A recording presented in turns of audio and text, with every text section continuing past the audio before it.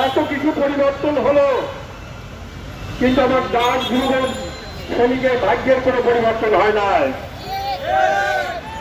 তারা আগে যেমন ছিল এখন আরো তারা মানবতার জীবন যাপন করছে।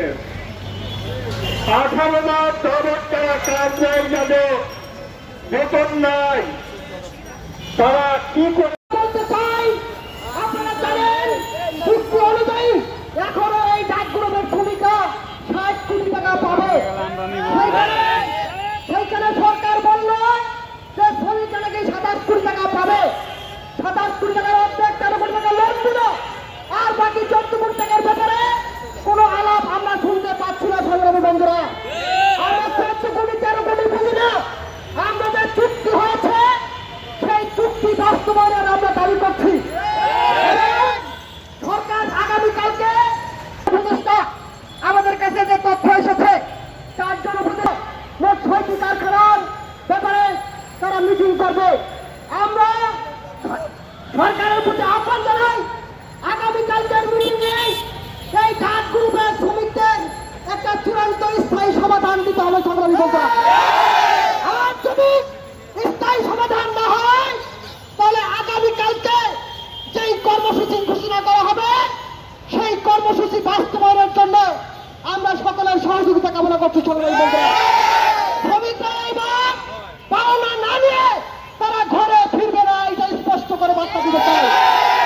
ইতিপূর্বে 16 বার আমরা বিক্ষোভ প্রদর্শন করেছি, সরকারের নিকট স্মারকলিপি দিয়েছি, অভিযোগ দিয়েছি, একাধিকবার মিটিং হয়েছে, একাধিকবার সিদ্ধান্ত হয়েছে, কিন্তু এই মালিক কোন সিদ্ধান্তই বাস্তবায়ন করে নাই। সংগ্রামী বন্ধুরা, আমরা গভীরভাবে উদ্বেগের সঙ্গে প্রকাশ করছি, এই শ্রম মন্ত্রণালয় ঈদের আগে শ্রম অসন্তোষ নিরসন করতে সম্পূর্ণরূপে ব্যর্থতার পরিচয় দিয়েছে। সংগ্রামী বন্ধুরা, আজকে আমরা লক্ষ্য করছি শ্রম মন্ত্রণালয়ের কতিপয় কর্মকর্তারা তারা মালিককে পাহারা দেওয়ার ভূমিকায় অবতীর্ণ হয়ে মালিকের ভাড়াটিয়া হিসেবে কাজ করতে। সংগ্রামী বন্ধুরা, সেই টাকাও কেন এখন পর্যন্ত শ্রমিকদের মাঝে বন্টন করা হলো না, এটা সরকারের কাছে আমরা জবাব চাই। সংগ্রামী বন্ধুরা, আর আমরা স্মারকলিপি দিচ্ছি আজকে, আমরা শান্তিপূর্ণভাবে, আমরা পুলিশ বলেছে আমাদেরকে আপনারা শান্তিপূর্ণভাবে কর্মসূচি পালন করেন।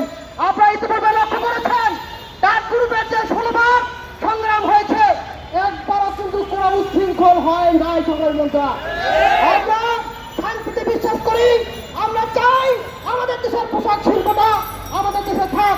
আর এই যে পোশাক শিল্প নিয়ে যে ষড়যন্ত্র হচ্ছে, সেই ষড়যন্ত্রের আমরা সুস্থ তদন্ত করে সেই সমস্ত কারখানাগুলো বন্ধ হয়েছে চুক্তিগুলো আমরা বাস্তবায়নের দাবি জানিয়ে আমি আমার বক্তব্য এখানে শেষ করছি। বক্তব্য রাখবেন এশিয়ান ফ্লোরয়েস অ্যালায়েন্স বাংলাদেশের